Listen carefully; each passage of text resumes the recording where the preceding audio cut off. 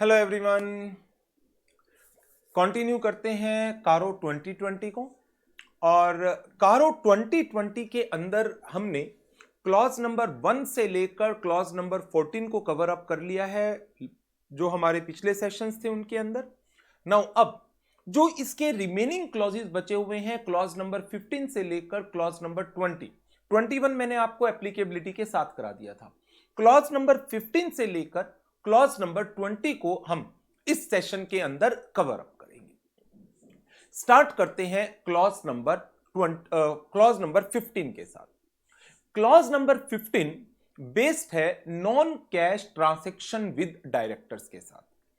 Section 192 आपने company law के अंदर meetings of the board and it's power chapter के अंदर पढ़ा होगा। उस चैप्टर के अंदर लास्ट टॉपिक्स में से है ये।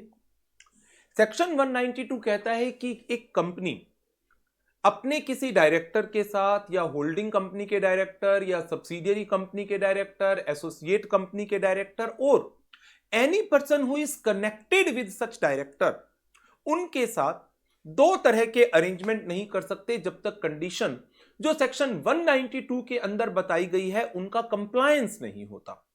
कंडीशंस क्या है? कंडीशन है कि जो ये अरेंजमेंट है नॉन कैश ट्रांजैक्शन का, जिसके थ्रू कंपनी इन डायरेक्टर से कोई असेट एक्वायर कर रही है, कंसीडरेशन नॉन कैश जा रहा है, या डायरेक्टर कंपनी से कोई असेट एक्वायर कर रहा है, कंसीडरेशन नॉन कैश में दे रहा है, तो नंबर एक तो कंपनी की जनरल मीटिंग में अप्रूवल लो। यदि ये डायरेक्टर होल्डिंग कंपनी का है तो होल्डिंग कंपनी की जनरल मीटिंग के अंदर भी अप्रूवल चाहिए। और इसके साथ साथ जो जनरल मीटिंग का नोटिस जाएगा उसके अंदर इस अरेंजमेंट की पूरी डिटेल जाएगी along with the value of the asset, और जो वैल्यूएशन की गई है बाय अ रजिस्टर्ड वैल्यूअर। तो ये तो सेक्शन 192 के रिक्वायरमेंट है, उसके प्रोविजन है। एज ए ऑडिटर हमारी क्या रिक्वायरमेंट है? एज ए ऑडिटर हमारी रिक्वायरमेंट पैरा 3 क्लॉज नंबर 15 के अंदर दो पॉइंट्स की रिपोर्टिंग पर है। नंबर एक, क्या कंपनी ने ड्यूरिंग द ईयर कोई नॉन कैश ट्रांजैक्शंस की है with the directors and that transaction is being covered under section 192? यदि हां, देन क्या 192 का कंप्लायंस हुआ है? Whether the company has entered into non-cash transactions with directors or persons connected with him, and यदि हां, क्या सेक्शन 192 का कंप्लायंस हुआ या नहीं हुआ? पॉइंट्स टू रिमेंबर में मैंने पहले सेक्शन 192 की डिटेल दी है। सेक्शन 192 एक रेस्ट्रिक्शन लगाता है कुछ अरेंजमेंट्स के ऊपर। दो तरह के अरेंजमेंट है जहां पर एक कंपनी है, लेट से सी लिमिटेड नाम की एक कंपनी है, ये अपने किसी डायरेक्टर के साथ, होल्डिंग कंपनी के डायरेक्टर के साथ, सब्सिडियरी कंपनी के डायरेक्टर के साथ, या एसोसिएट कंपनी के डायरेक्टर के साथ, या कोई भी और पर्सन जो कनेक्टेड है विद सच डायरेक्टर्स, इनके साथ यदि कोई भी अरेंजमेंट करती है। दो तरह के अरेंजमेंट है। कैसे? डायरेक्टर्स ये कंपनी से कोई असेट एक्वायर कर रहे हैं, या ये जो कंपनी है ये डायरेक्टर से कोई असेट एक्वायर कर रही है। कंपनी डायरेक्टर से असेट एक्वायर कर रही है तो कंपनी जो डायरेक्टर को पेमेंट कर रही है वो नॉन कैश में कर रही है। डायरेक्टर कंपनी से कोई असेट एक्वायर कर रहे हैं और कंपनी इसके लिए जो पेमेंट डायरेक्टर से ले रही है वो नॉन कैश में ले रही है। से फॉर एग्जांपल, यदि कंपनी के पास एक लैंड है, डायरेक्टर के पास एक आईपीआर है, इंटेलेक्चुअल प्रॉपर्टी राइट उसका अपना है, सोल कैपेसिटी में वो इस प्रॉपर्टी राइट को होल्ड करता है। इन दोनों के बीच में एक अरेंजमेंट होता है, कंपनी ये पीस ऑफ लैंड डायरेक्टर को दे देगी और डायरेक्टर अपना इंटेलेक्चुअल प्रॉपर्टी राइट वो असाइन कर देगा in favour of company. Transaction में कहीं कोई कैश इन्वॉल्व नहीं है। लैंड की वैल्यू क्या थी, आईपीआर की वैल्यू क्या थी, इस वैल्यू को डिटरमाइन किसके थ्रू कराया जाएगा? एक रजिस्टर्ड वैल्यूअर के थ्रू। एक कंडीशन ये, कंपनी की जनरल मीटिंग में इस अरेंजमेंट का अप्रूवल रिक्वायर्ड है। यदि ये डायरेक्टर कंपनी का ना होकर होल्डिंग कंपनी का है तो similar approval general meeting of holding company में भी चाहिए आपको। ये कंडीशंस बताई गई हैं सेक्शन 192 के अंदर और ये दो तरह के अरेंजमेंट बताए गए हैं। यही मैंने यहां पर कवर अप भी किया हुआ है पहले दो पॉइंट के अंदर।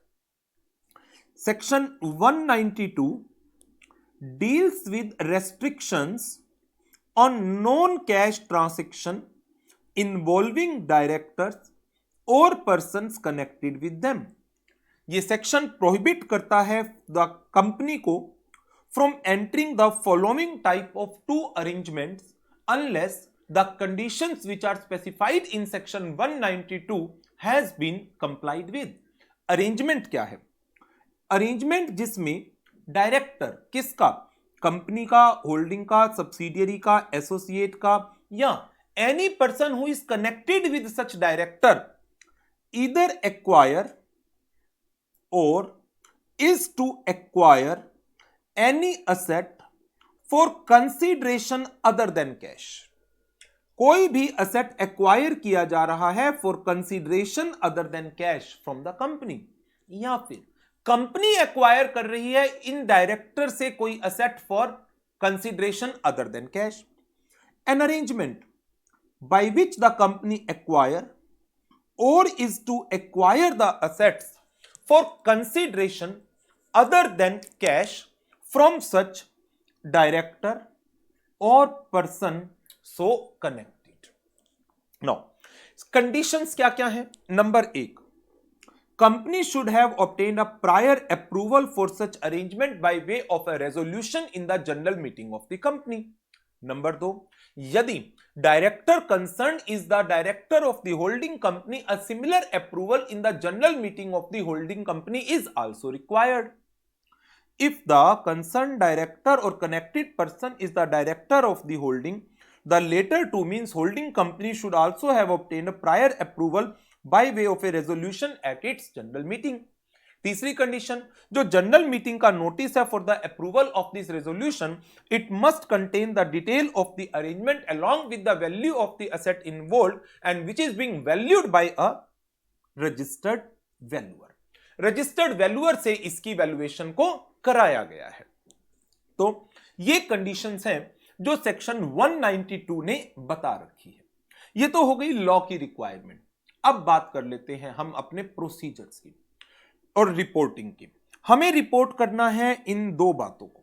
पहली बात, क्या कंपनी ने कोई ऐसा अरेंजमेंट किया है with such directors non cash में, और यदि हां तो क्या 192 कंप्लाई हुआ या नहीं हुआ। तो नंबर 1 पर तो क्या देखना है, क्या कोई अरेंजमेंट हुआ भी है? हुआ है तो मैं आगे नंबर 2 पर आऊंगा। अरेंजमेंट ही नहीं हुआ, बात खत्म।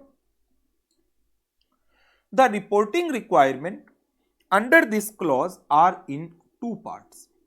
First part requires the auditor to report whether the company has entered into any non-cash transactions with the director or any person connected with such director। Second part requires the auditor to report क्या provisions of section 192 has been complied with। तो second part की reporting तब आएगी जब part 1 apply हो रहा होगा। Therefore, the second part of the clause becomes reportable only when answer of the first part is in affirmative। Reporting का suggested format भी गाइडेंस नोट में दिया हुआ है।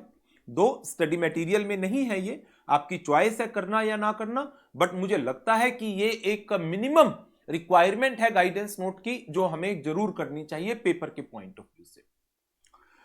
According to the information and explanation given to us, the company has entered into non-cash transactions with one of the directors or person connected with the director during the year by the acquisition of assets, by assuming directly related liabilities, which in our opinion is covered by the provisions of section 192, जिसके लिए और approval general meeting में अभी नहीं ली गई है, और approval ले ली गई तो आप लिख दीजिए section 192 has been complied with. तो ये था हमारा सेक्शन 192 के ऊपर बेस्ड कारो का पैरा 3 क्लॉज नंबर 15। इसके ऊपर क्वेश्चन एग्जाम में तो कभी नहीं आया, बट ये एक क्वेश्चन आरटीपी में एक बार आया था। RNT entered into non-cash transaction with Mr. Ram, son of one of the director of the company, that is a person connected with the director, which is an arrangement जिसके through RNT asset acquire कर रही है for consideration other than cash. How as a auditor you will report under the caro? तो ये question हो जाएगा। Detailed answer आप question bank से रेफर कर सकते हैं इसका। नाउ इसके बाद पैरा 3 क्लॉज नंबर 16, ये है एनबीएफसी के केस में, नॉन बैंकिंग फाइनेंस कंपनीज के केस में। इसकी डिटेल एनबीएफसी के चैप्टर में वैसे मैंने कवर की है, बट कारो के अंदर भी हम इसको कवर कर लेते हैं तो रिवाइज हो जाएगा, या यहां पर मेन पढ़ लो, एनबीएफसी में रिवाइज हो जाएगा, एनबीएफसी में डिटेल पढ़ोगे तो यहां पर रिवाइज हो जाएगा। In case of non banking finance companies, companies are required to obtain registration from the RBI. RBI के पास कंपनी को रजिस्टर्ड कराना होगा यदि एक कंपनी एनबीएफसी का बिजनेस करना चाहती है तो। और इसके लिए जो रिक्वायरमेंट है 50-50 का एक टेस्ट है कि यदि कंपनी का प्रिंसिपल बिजनेस फाइनेंसिंग एक्टिविटी का है, देन कंपनी को आरबीआई के पास कंपल्सरी रजिस्टर्ड करवाना होगा अपने आप को। अब क्या कंपनी का main business principal business financing activity है या नहीं है, उसके लिए 50-50 टेस्ट देखा जाता है। क्या कंपनी के टोटल एसेट का एटलीस्ट 50% फाइनेंसिंग नेचर के एसेट्स हैं, कंपनी की इनकम का 50% पार्ट उन फाइनेंसिंग एसेट से आ रहा है। यदि ऐसा है तो हम कहेंगे कि yes, company is primarily engaged in financing activity and company is required to get itself registered with the RBI। तो क्या कंपनी ने अपने आप को आरबीआई के पास under the provisions of section 45IA of the RBI act registered कराया या नहीं कराया? नहीं कराया तो इसके क्या कारण है? ये तो इसके पहले पार्ट में रिक्वायर्ड है। Whether the company is required to be registered under section 45IA of the Reserve Bank of India Act, यदि हां तो क्या रजिस्ट्रेशन करवाया गया है? यह पुराने कारों के अंदर भी प्रोविजन होता था, कारो 16 में। इसके रिलेशन में गाइडेंस नोट के कुछ इंपॉर्टेंट पॉइंट यहां पर कवर है। Auditor is required to examine whether the company is engaged in the business which attracts the requirement of the registration. Registration is required यदि कंपनी की फाइनेंसिंग एक्टिविटी प्रिंसिपल बिजनेस, यदि company का principal business financing activity है। और इसके लिए NBFC वाले chapter में आप डिटेल पढ़ोगे, 50-50 टेस्ट होता है। मींस टोटल एसेट का 50% फाइनेंसिंग नेचर के होने चाहिए, टोटल इनकम का 50% फाइनेंसिंग एसेट से होना चाहिए। यदि ये 50-50 टेस्ट पूरा होता है तो हम कहते हैं एनबीएफसी का प्रिंसिपल बिजनेस फाइनेंसिंग एक्टिविटी है और इसको आरबीआई के पास सेक्शन 45IA की रिक्वायरमेंट के अंदर रजिस्ट्रेशन कराना मैंडेटरी है। ऑडिटर को बताना है क्या रजिस्ट्रेशन की रिक्वायरमेंट है, यदि हां तो क्या रजिस्ट्रेशन करवाया गया है, यदि नहीं देन उसके क्या कारण है,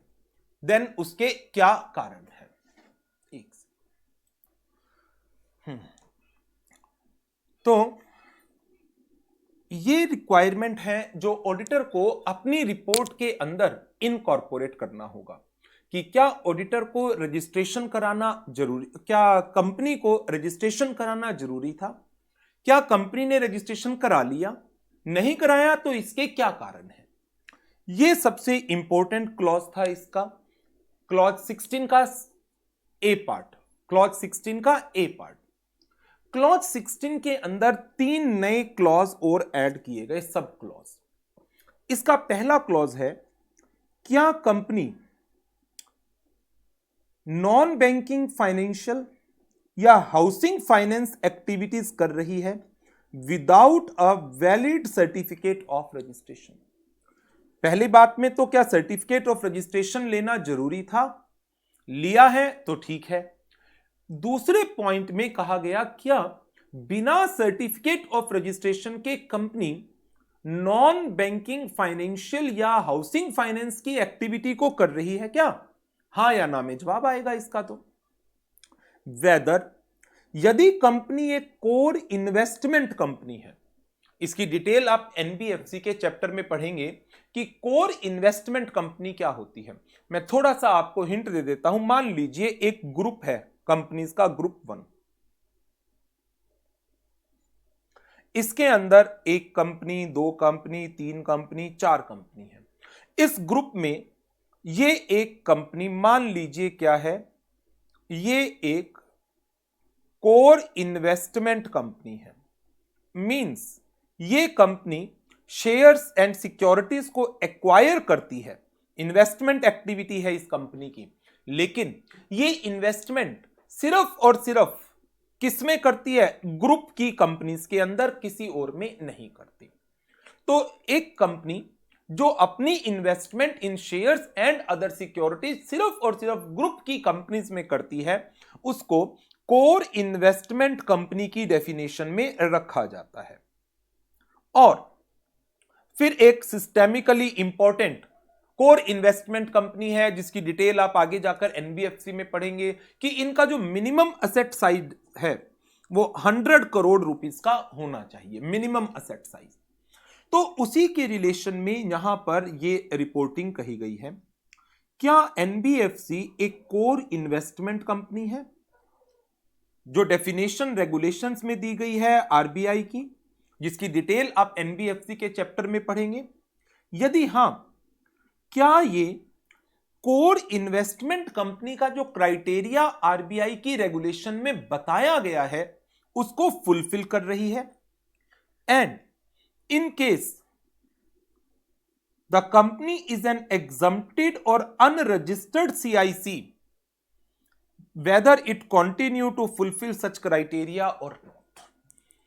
So, यदि एक कोर इन्वेस्टमेंट कंपनी की हम बात कर रहे हैं, एक कंपनी जिसकी ऑडिट हो रही है, तो क्या वो कंपनी कोर इन्वेस्टमेंट कंपनी की डेफिनेशन में फॉल करती है? और जो कोर इन्वेस्टमेंट कंपनी का क्राइटेरिया स्पेसिफाई किया गया है in the regulations made by the RBI, क्या उस क्राइटेरिया को फुलफिल किया जा रहा है या नहीं किया जा रहा? और लास्ट पॉइंट में रिपोर्टिंग की गई है, क्या ग्रुप में एक से ज्यादा कोर इन्वेस्टमेंट कंपनी है? यदि हां तो बताएं ग्रुप के अंदर कितनी और कोर इन्वेस्टमेंट कंपनीज हैं? इंडिकेट नंबर ऑफ सीआईसीज which are part of the group. तो क्लॉज नंबर 16 में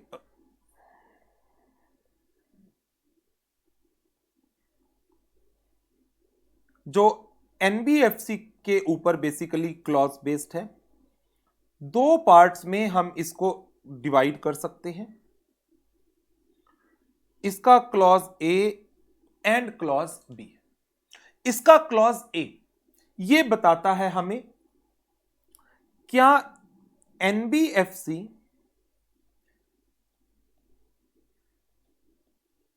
का प्रिंसिपल बिजनेस यदि फाइनेंसिंग एक्टिविटी है तो इसका मतलब company is required to obtain registration under section 45IA of the RBI Act. B, whether registration obtained or not। And यदि company non banking financial या हाउसिंग फाइनेंस एक्टिविटी में engaged है without holding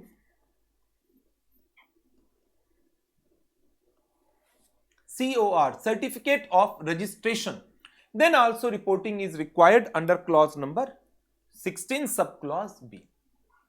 C और D ये दोनों clause CIC के ऊपर based है। ग्रुप में क्या एक से ज्यादा CIC है? यदि हां आप नंबर बताइए ग्रुप में कितनी CIC हैं, core investment companies. Part C कहता है कि क्या कंपनी CIC का जो क्राइटेरिया है जो बताया गया है in the regulations that are being specified by the being framed by the RBI, क्या कंपनी इस क्राइटेरिया को फुलफिल करती है या नहीं करती है। तो ये पैरा 3 क्लॉज नंबर 16 के अंदर रिपोर्टिंग रिक्वायरमेंट है।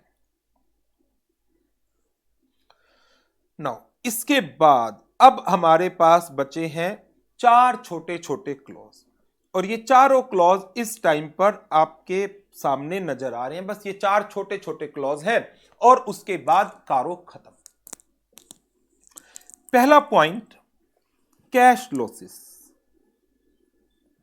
ये कारो 2003 में भी हुआ करता था। क्या कंपनी को करंट ईयर में कैश लॉस हुआ है क्या? Means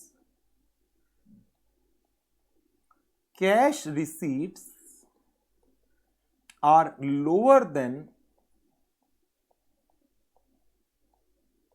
cash payments।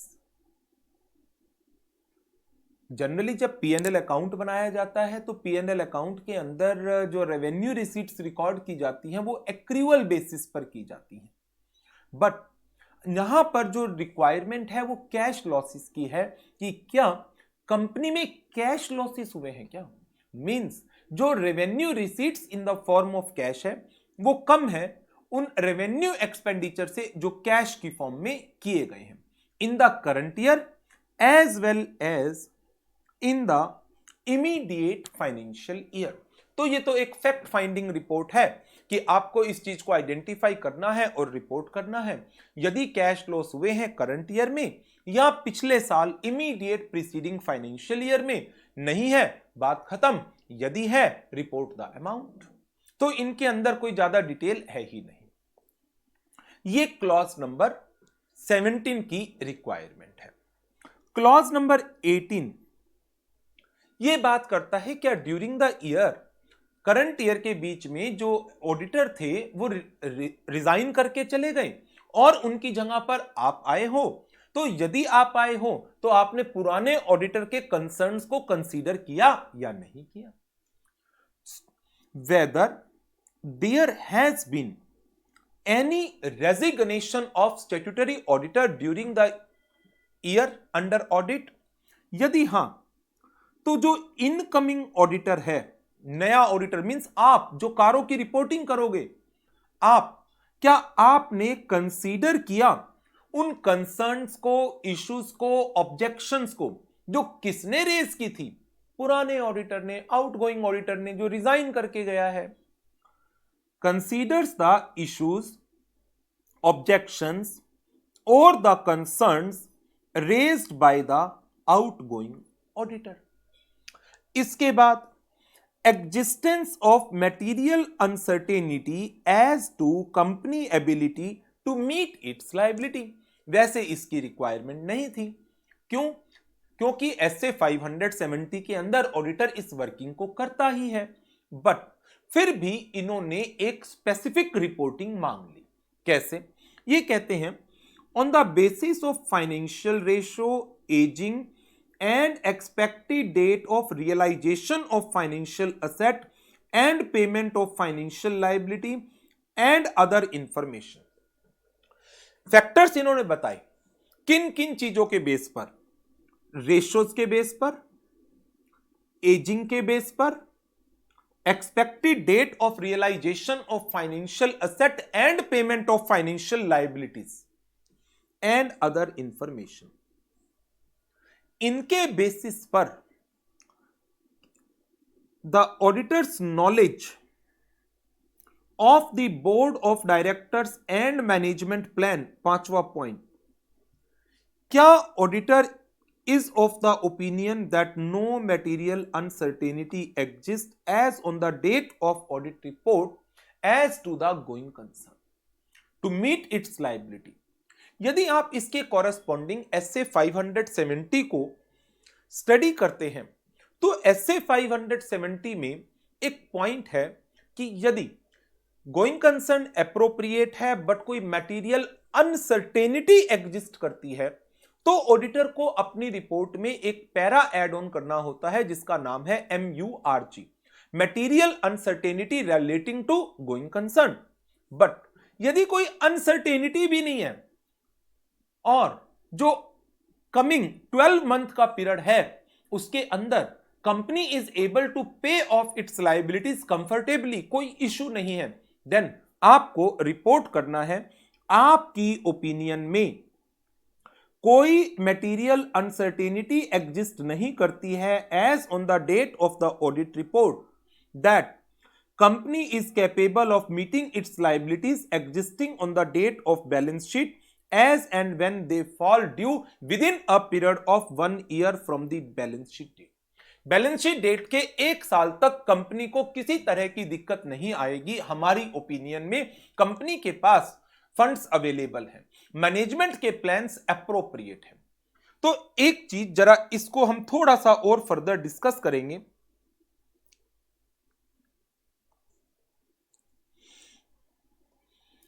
Para 3 clause number 19 को लेकर along with SA 570, SA 570 कहता है गोइंग कंसर्न एप्रोप्रिएट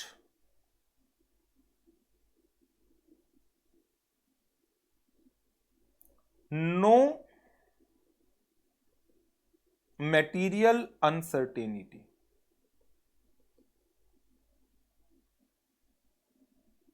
कोई सेपरेट रिपोर्टिंग नहीं चाहिए।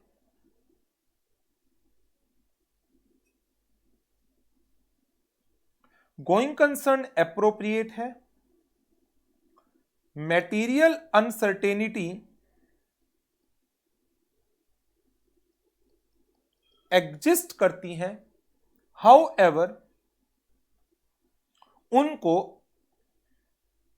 मिटिगेट करा लिया गया है और उसके एप्रोप्रिएट डिस्क्लोजर्स फाइनेंशियल स्टेटमेंट्स में दे दिए गए हैं। तो ऐसी सिचुएशन में SA 570 की रिक्वायरमेंट के अंदर आप MURG इस पैरा को डालते हैं अपनी ऑडिट रिपोर्ट में।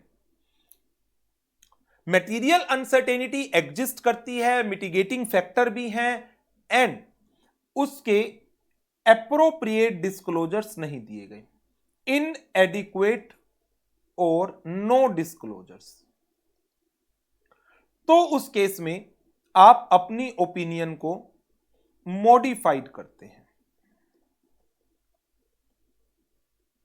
ये SA 570 की रिक्वायरमेंट है। अब इसी के ऊपर मैं आपके साथ इस पर्टिकुलर पॉइंट को कवर अप कर रहा हूं। यदि कोई मटेरियल अनसर्टेनिटी नहीं है, कोई सेपरेट रिपोर्टिंग SA 570 ने हमारे से डिमांड नहीं की, हाउएवर पैरा 3 क्लॉज 19 कहता है ऑडिटर को अपनी ओपिनियन देनी है कि based upon certain factors he is of the opinion no material uncertainty exists।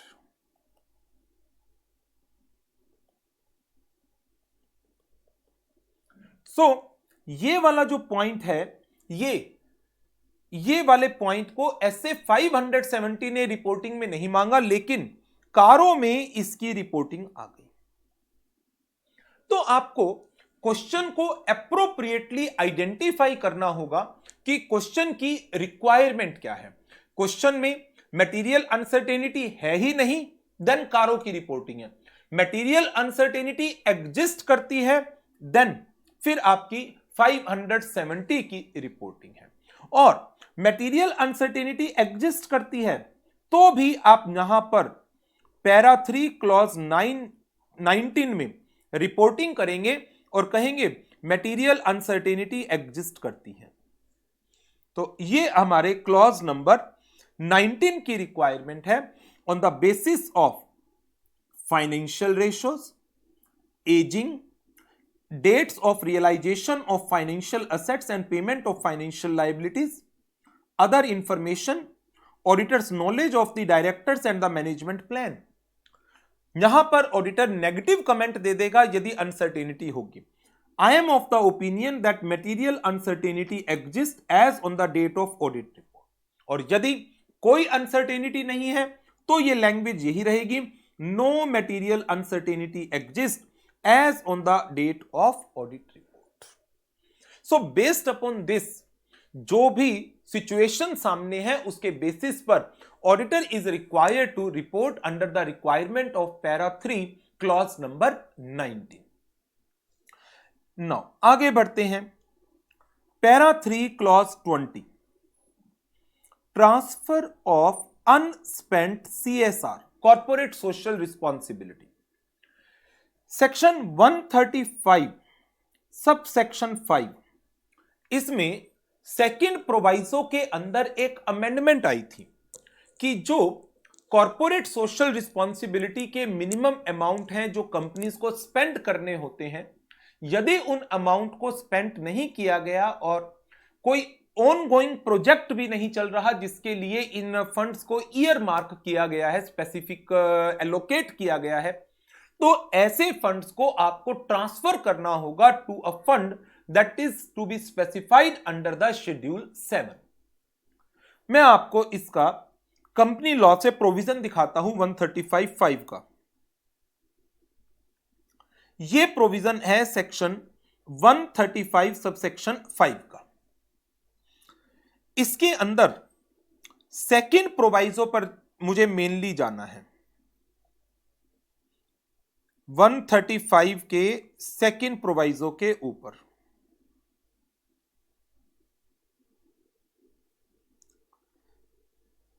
The board of subsection 5 read कर रहा हूं मैं. The board of every company refer to in subsection 1 shall ensure that company spends in every financial year at least 2% of the average net profit of the company made during the 3 immediate preceding financial year. और यदि company के 3 financial year पूरे नहीं हुए हैं during the immediate preceding financial year in pursuance of corporate social responsibility policy. इसका proviso number 2 पढ़िए जरा. Provided further that if company fails to spend such amount, यदि कंपनी ये अमाउंट स्पेंड नहीं करती है, the board shall specify the reasons for not spending such amount. इसके आगे चलना है अब हमें, जो ग्रीन कलर में दिया हुआ है.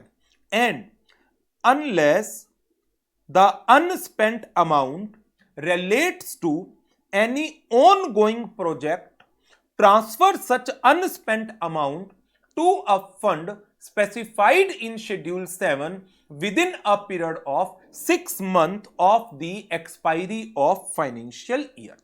बस ये पॉइंट 8 लिखा हुआ है इसके ऊपर, और ये मैं आपको दिखा देता हूं पॉइंट नंबर 8. ये कंपनी अमेंडमेंट एक्ट 2019 के थ्रू इंसर्ट किया गया था, लेकिन अभी तक ये इफेक्टिव नहीं हुआ है. It is not yet made effective. तो चलते हैं अपने मेन कारों के पॉइंट पर. पॉइंट ए में रिपोर्टिंग क्या है? Whether in respect of other than on going project, कोई प्रोजेक्ट चल रहा है उसके लिए अनस्पेंट अमाउंट यूटिलाइज्ड होना है, फिर तो छोड़ो उसको. कोई ऑन गोइंग प्रोजेक्ट नहीं है तो आपका जो पैसा बचा हुआ है किसका? CSR पॉलिसी का, जो आपने खर्च नहीं किया. अनस्पेंट अमाउंट को आपको from the end of the financial year 6 महीने के अंदर अंदर ट्रांसफर करना है in the fund specified in schedule 7. But अभी तक ये सेक्शन नोटिफाई हुआ नहीं है. Whether in respect of other than ongoing project, company has transfer the unspent amount to a fund specified in Schedule 7 to the Companies Act within a period of 6 months of the expiry of the financial year in compliance with the second proviso to section 135 subsection 5. Whether any amount remaining unspent pursuant to any on going project. On going project का amount है वो भी अनस्पेंट पड़ा है, क्या आपने वो special account में ट्रांसफर किया गया? जो ऑनगोइंग प्रोजेक्ट का अमाउंट नहीं है वो फंड में जाएगा और ऑनगोइंग प्रोजेक्ट का अनस्पेंट अमाउंट स्पेशल अकाउंट में जाएगा। जैसे ये तो अभी सेक्शन नोटिफाई नहीं हुए हैं, बट मैं इसके कॉरस्पॉन्डिंग आपको डिविडेंड वाले पॉइंट पर लेकर चलता हूं। क्या जब हम एक कंपनी की बात करते हैं जिसने डिविडेंड डिक्लेयर किया और डिविडेंड को उसने डिक्लेरेशन के 30 डेज के अंदर अंदर पे नहीं किया, तो within next 7 days the amount is required to be transfer to a special account जिसका नाम है unpaid unclaimed dividend account of so and so company, और इसमें से इस पैसे को जो डिविडेंड का अमाउंट है वो कंपनी को पे ऑफ करना है। नाउ एक क्वेश्चन अराइज हुआ कि यदि इस अकाउंट में से भी 7 इयर्स तक डिविडेंड का क्लेम नहीं किया गया, देन फिर ये जो भी अनक्लेम्ड अमाउंट है वो 7 साल के बाद ट्रांसफर हो जाता है फंड में जिसका नाम है investor education and protection fund. तो इन अ सिमिलर मैनर यहां पर जो ऑन गोइंग प्रोजेक्ट्स चल रहे हैं और उनका पैसा अनस्पेंट है वो तो आप डालिए कहां पर? स्पेशल अकाउंट के अंदर। जो ऑनगोइंग प्रोजेक्ट के अलावा फंड है, ऑनगोइंग प्रोजेक्ट के अलावा अनस्पेंट अमाउंट पड़ा है वो आपको डालना होगा एक फंड के अंदर। कितने पीरियड में? 6 months from the end of the financial year. However ये दोनों ही section inserted by companies amendment act 2019 और जिस डेट को मैं क्लास रिकॉर्ड कर रहा हूं अभी ये इफेक्टिव नहीं है। हो सकता है कि आज के बाद इमीडिएट नेक्स्ट डे ये इफेक्टिव हो जाए और आप कहें सर ये तो इफेक्टिव हो गए, इनकी तो नोटिफिकेशन आ गई, आपने पुराना पढ़ा दिया। जिस डेट को मैं पढ़ा रहा हूं आज ये अभी तक इफेक्टिव नहीं है। आप जब इस क्लास को देखें तो एक काम जरूर करिएगा, एमसीए की वेबसाइट पर जाकर नोटिफिकेशंस चेक कर लीजिएगा, क्या 135 का सेकंड प्रोवाइजो एंड 135(6) की जो अमेंडमेंट थी क्या वो इफेक्टिव हो गई है या नहीं हुई। This is all about para 3 clause number 20। सो इसके साथ हमारे कारो 2020 के टोटल 21 क्लॉजेस वो हमने कवर अप कर लिए जो पैरा नंबर 3 के अंदर बताए गए थे। नाउ पैरा नंबर 4 क्या कहता है? पैरा 4 कहता है कि यदि पैरा 3 में आपने किसी भी पॉइंट का आंसर अपनी ओपिनियन, अपने कमेंट, नेगेटिव, एडवर्स, क्वालिफिकेशन में दिए हैं, then you are required to state the reasons. आपको अपने रीजंस बताने पड़ेंगे आप इस चीज का आंसर नेगेटिव में क्यों दे रहे हैं। Where in the auditor report the answer to any of the question referred to in para 3 is unfavorable or qualified, auditor report shall state the basis for such unfavorable or qualified answer. Where the auditor is unable to express any opinion, क्यों? उसको कोई information नहीं मिली, auditor shall indicate such fact together with the reason as to why it is not possible for him to give his opinion on the same. उसके लिए possible क्यों नहीं हो रहा इस ओपिनियन को देना? that may be due to the limitations imposed over him by the management. So this is about para number 4. फिर यहां पर एक जनरल अप्रोच मैंने दी है, कारो की रिपोर्टिंग करने के लिए ऑडिटर क्या प्रोसीजर फॉलो कर सकता है। ये एज सच स्टडी मटेरियल में कवर नहीं है, ये आपकी चॉइस है, ऑप्शन है, करना चाहो कर लेना, नहीं करना चाहो मत करना, ऑप्शनल है ये टॉपिक। क्योंकि बहुत सारे टॉपिक हो जाते हैं जिनको लर्न करना होता है, तो 1-2 टॉपिक तो ऐसे हैं जिनको मैं ऑप्शन में दे सकता हूं, वहां पर आप थोड़ा सा रिस्क उठा सकते हैं क्योंकि एज सच मुझे नहीं लगता इसके ऊपर क्वेश्चन फ्रेम किया जाएगा। जो क्वेश्चन फ्रेम किए जाने वाले हैं जहां गाइडेंस नोट की रिक्वायरमेंट आ सकती है वो सारे मैंने आपको टू दी एक्सटेंट मुझे जो रेलिवेंट लगते थे गाइडेंस नोट के पॉइंट, मैंने अपनी तरफ से उन सब पॉइंट्स को कवर अप किया है और साथ साथ हर एक क्लॉज के जो रिलेटेड क्वेश्चंस थे वो भी मैंने आपको कवर अप कराए हैं, चाहे वो पास्ट एग्जाम्स में आए हों, आरटीपीज में हों, एमटीपीज में हों। सब क्वेश्चंस को मैंने जो कारो 16 के क्वेश्चंस थे उनको कन्वर्ट किया है कारो 2020 के ऊपर। और एक चीज और, हो सकता है कहीं पर, क्योंकि बुक में काफी जगह पर कारो 16 का यूज होता है, ऐसे 240 के अंदर भी है, पीएसयू के चैप्टर में जाएंगे वहां पर भी है, एनबीएफसी के अंदर भी है। टू दी एक्सटेंट पॉसिबल जितना मुझे जहां जहां पर रिकॉल हुआ था मैंने वहां सारी जगह पर कारो को चेंज किया है, बट स्टिल हो सकता है किसी एक दो जगह पर अपडेट होना रह गया हो, तो आप उस पर्टिकुलर पॉइंट को अपडेट कर लें और रिक्वेस्ट करूंगा उसको मेरी नॉलेज में भी डाल दें कि सर यहां पर ये पॉइंट अपडेट होना रह गया है। मैं उसको नेक्स्ट एडिशन में, बुक्स का जब नेक्स्ट एडिशन होगा उसमें अपडेट कर दूंगा। सो इस चीज को, यदि आपकी नॉलेज में कोई भी ऐसा पॉइंट आता है जहां पर कारों का अपडेट होना रह गया है तो आप मुझे भी उसके बारे में इन्फॉर्म जरूर कर दीजिएगा। ये हो गया हमारा कारो का पूरा टॉपिक। एक क्वेश्चन इसका बच रहा है। सारे क्वेश्चन मैंने आपको कराए हैं, बट मैं चाहता हूं ये एक क्वेश्चन आप खुद अपने आप प्रैक्टिस करें ताकि आपको भी आइडिया लगे कि जब एक क्वेश्चन होता है उसको कैसे आइडेंटिफाई करना है और उसके आंसर में क्या क्या चीजों को लिखना है।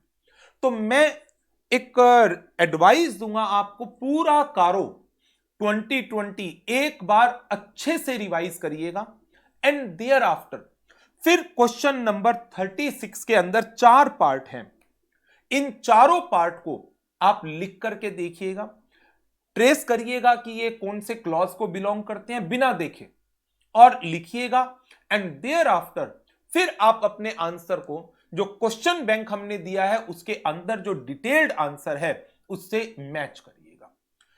उसके बेसिस पर आपको आइडिया लग जाएगा आपकी लैकिंग कहां कहां पर आ रही है। तो इस क्वेश्चन की प्रैक्टिस आपके होमवर्क में है। कारो एक्सपेक्टेड है कमिंग एग्जाम में डेफिनेटली 4 to 6 मार्क्स का क्वेश्चन डेफिनेटली होना चाहिए। So this is all for this topic कारो 2020। तो इस सेशन को यहीं पर ओवर करेंगे और फिर नेक्स्ट सेशन के अंदर किसी दूसरे टॉपिक के साथ शुरुआत करेंगे। Good bye and take care.